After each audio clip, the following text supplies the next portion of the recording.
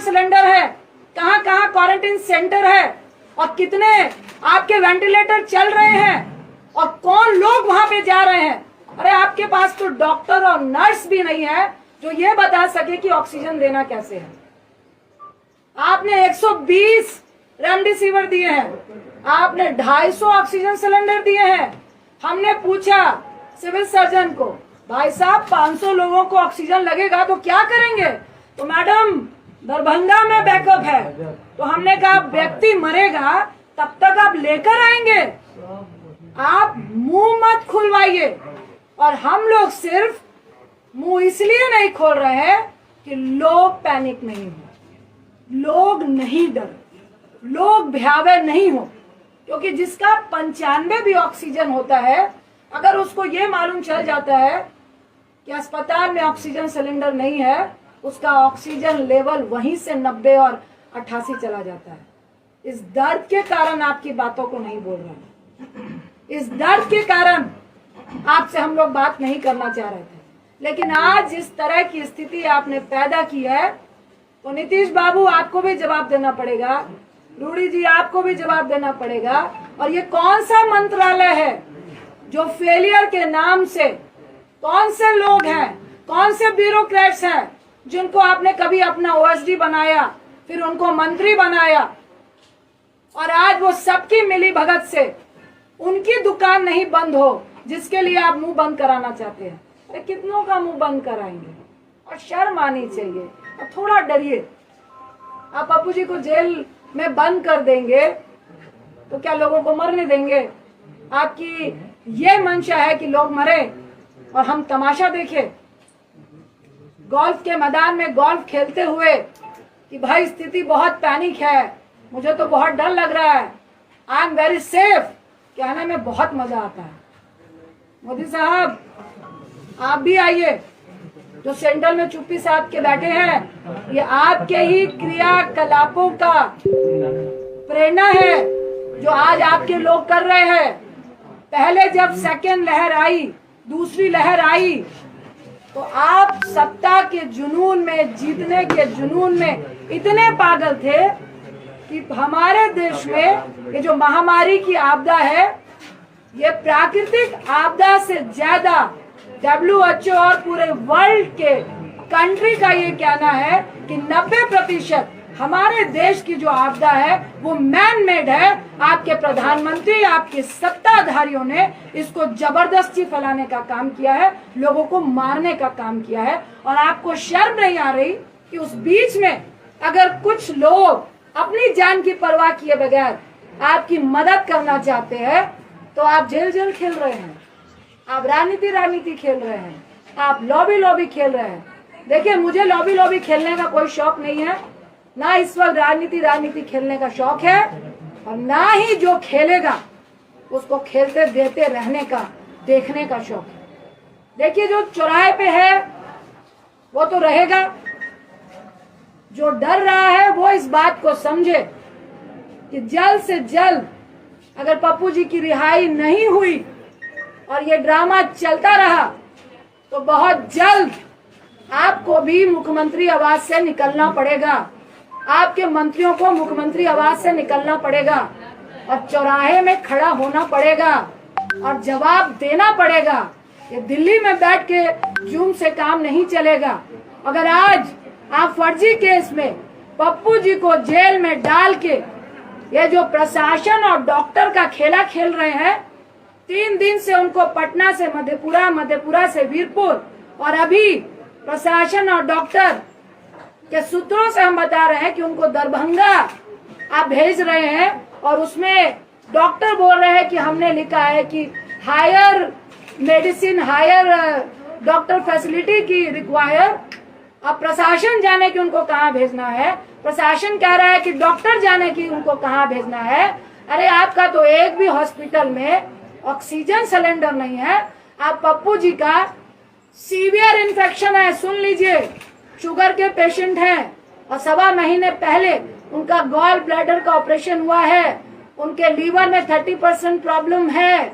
और अभी मैं आते वक्त भी जो डॉक्टर ने ऑपरेट किया उनसे बात करके आई हूँ, कि हैवी रिस्क है कि उनको दोबारा इस हालात में इन्फेक्शन के चांसेस हैं, क्योंकि बहुत नया ऑपरेशन है, उसके साथ ही उनको सीवियर इन्फेक्शन थे, जिसकी सारी रिपोर्ट आपको दी गई है। मैं फिर आपको आगाह करूंगी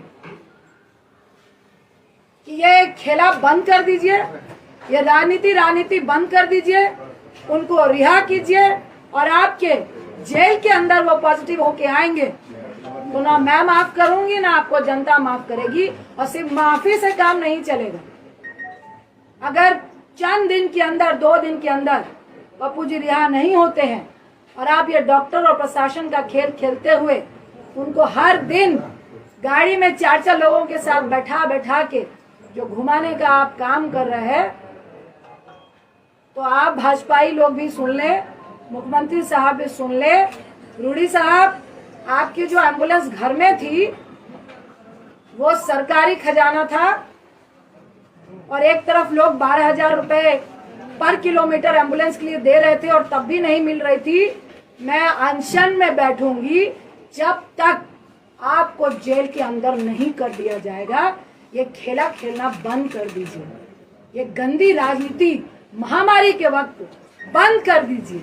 आज मैं फिर कह रही हूँ कि मुख्यमंत्री साहब फोन कीजिए, अगर आपको लगता है कि कोई मदद करने में राजनीति कर रहा है, मुझे फोन कीजिए, पप्पू जी को फोन कीजिए और बताइए कि पप्पू जी मदद कीजिए, महामारी है, हम सब मिलके काम करेंगे। लेकिन ऐसे मत कीजिए जहां आपको लग रहा है राजनीति हो रही है।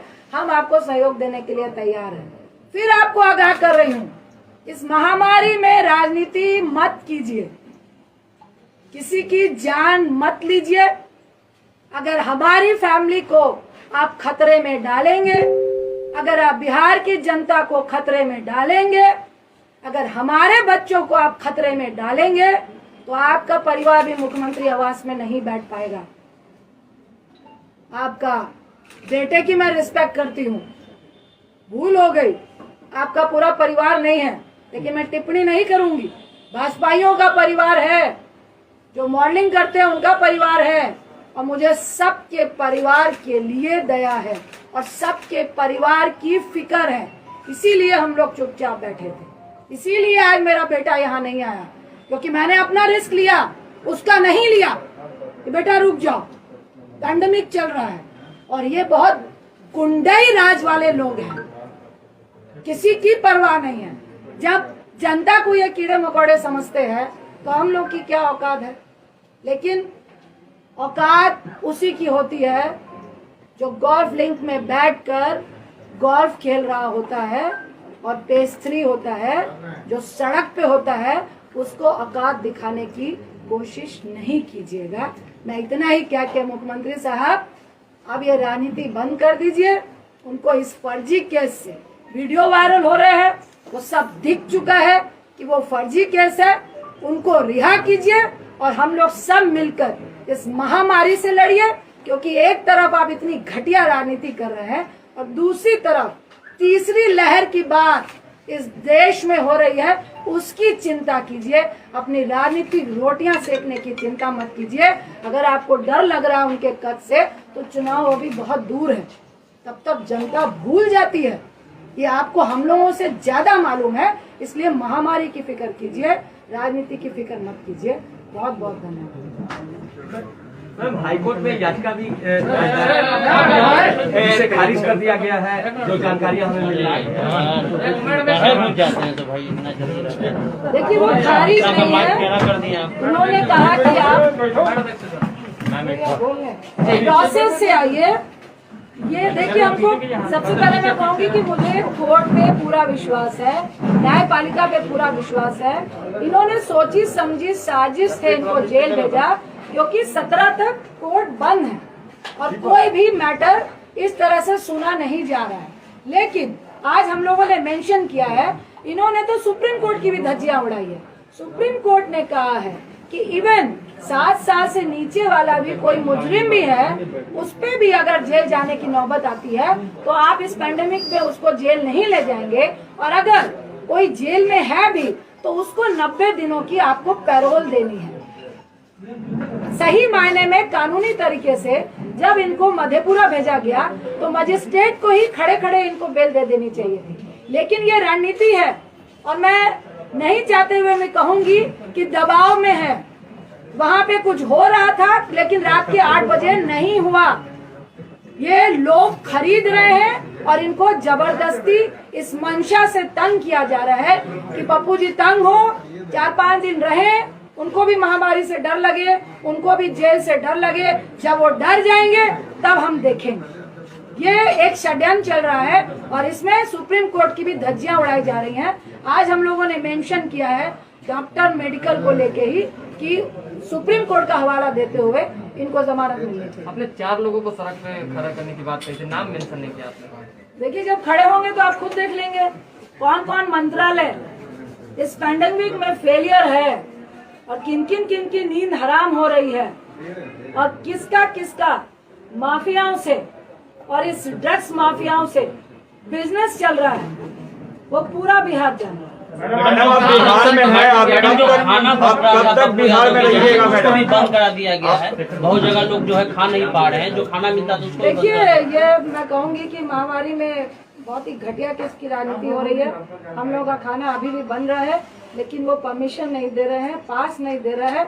हम लोग फिर पास के लिए लगे हैं। मैडम, आप कब तक बिहार में हैं? नहीं देंगे तो हम लोग वोट देंगे। मैडम, आप बिहार में मैडम पप्पू यादव उजागर कर रहे थे काफी खुलासों को, आप उनको कंटिन्यू रखेंगी जो वो कर रहे थे? देखिए, और कहीं प्रशासन भी आप पर ये कार्रवाई कर सकती है? मैं बिहार हूँ, मैं दिल्ली हूँ, मैं कहाँ हूँ, लेकिन आपके अस्पतालों का निरीक्षण लगातार चलेगा और आपके अस्पतालों की पोल अगर आपने सही नहीं की तो वो आप लोग फोटो देखेंगे, उसके वीडियो चलेंगे। जहाँ पे ऑक्सीजन की कमी होगी, जो हम लोग से मांगेंगे उनको ऑक्सीजन मिलेंगे। जहाँ से रेमडेसिविर ब्लैकमेलिंग होगा वहाँ भी उनका पोल खुलेगा और जिनको जरूरत पड़ेगी दवाइयों की वो भी हम लोग देंगे। जितनी मदद कंटिन्यू हो रही थी वो लगातार मदद होती रहेगी। इस पैंडेमिक में आप किसी को मदद करने से नहीं रोक सकते।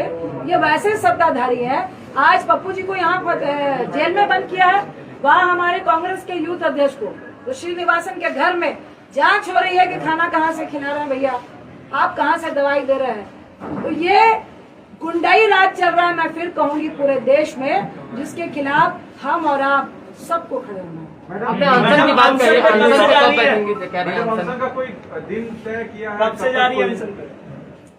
मैंने आपको बोला, मुख्यमंत्री साहब को फिर आगाह किया, जल्द से जल्द पप्पू जी की रिहाई हो, क्योंकि आपने फर्जी केस में जबरदस्ती इस पैंडेमिक में जो पोल आपके स्वास्थ्य का खुल रहा था सुविधाओं का, उसके लिए आपने भेजा है। अगर आप इस तरह से छिछोरी राजनीति करेंगे तो हम लोग को भी मजबूरन आपके सामने आना पड़ेगा और जब तक आपके मंत्रीगण भी जेल नहीं जाएंगे तब तक अनशन। आरजेडी के मधेपुरा विधायक ने कल प्रेस कॉन्फ्रेंस कर कही कि ये गिरफ्तारी पहले होनी चाहिए थी, बीजेपी जो है कहीं न कहीं षड्यंत्र के तहत ये खेला करवाई है। विनाशकाले विपरीत बुद्धि। मैडम, पीएम केयर फंड जो है पारदर्शिता उसमें नहीं आई, कहा जा रहा है कि जो वेंटिलेटर खरीदे गए उसमें बहुत सारे तकनीकी खराबी चल रही है। आपको दूसरी पीएम केयर फंड की बात चल रही है। 100 रुपए किलो डीजल, 100 रुपए डीजल और पेट्रोल हो चुका है और उससे उनको 21 लाख करोड़ रुपए आ चुके हैं और पीएम फंड में भी कितने रुपए आए हैं वो उन्होंने बताया नहीं है। और ये पैसा कहाँ जा रहा है, किसकी जेब में जा रहा है? क्या मुझे तो मैं दावा करती हूँ कि ये ऑक्सीजन सिलेंडर की ब्लैकमेलिंग वालों को मिल रहा है। अभी दिल्ली में खान मार्केट में पकड़ाया था 800 जो ऑक्सीजन आपके कंसंट्रेटर है और उनका जो नवनीत कालरा वो बीजेपी और आम पार्टी से मिला हुआ है। ये तो मिली भगती और उन्हीं को पैसे दिए जा रहे हैं कि आप विदेश से मंगाइए 20,000 में और यहाँ पे 70,000 में दीजिए और फिर हमारे पार्टी फंड में भी दीजिए। तो चुनाव में आखिर सत्ता पाने के लिए किस तरह से वो एमएलए महामारी को छोड़ के सेंट्रल विस्टा पर ज्यादा ध्यान दिया जा रहा है। अभी जो मैडम, सिंपल सवाल ये है कि 2005 में जब चंद्रशेखर खड़े हुए थे मधेपुरा से, उन्होंने पैम्पलेट पर आपका और पप्पू जी का फोटो लगाया था, लेकिन कल उन्होंने कहा है कि पप्पू यादव गुंडा है और बीजेपी के एजेंट है। आप सवाल का भी जवाब आप खुद ही दे रहे हैं। नहीं तो आप बताइए ना कि आपका फोटो भी इस्तेमाल किया। मुझे कोई कमेंट नहीं। वो इस लायक नहीं है। मैडम, जिस तरह से पप्पू जी लगातार सरकार के खिलाफ उद्भेदन कर रहे थे, क्या रजिंदर रंजन जी अभियान प्रकाश करके इसी तरह का पप्पू जी का जो कार्य था वो संभालेंगे? देखिए, मैं इस पैंडेमिक में तमाम बिहार वासियों के साथ हूँ और ये दुर्व्यवस्था जो स्वास्थ्य में है उसके साथ हूँ, जो हमारा सिस्टम फेलियर है उसके साथ हूँ और लगातार खड़ी हूँ। इसके लिए मुझे कोई नहीं। आरजेडी से क्या उम्मीद है? हम महामारी की बात करने आए हैं और आरजेडी के भी बहुत सारे ऐसे एमएलए हैं, बहुत सारे ऐसे लोग हैं जिनका दर्द पप्पू जी के लिए है और जो गलत हुआ इस महामारी में है उनके लिए है। उनको मैं बहुत बहुत धन्यवाद।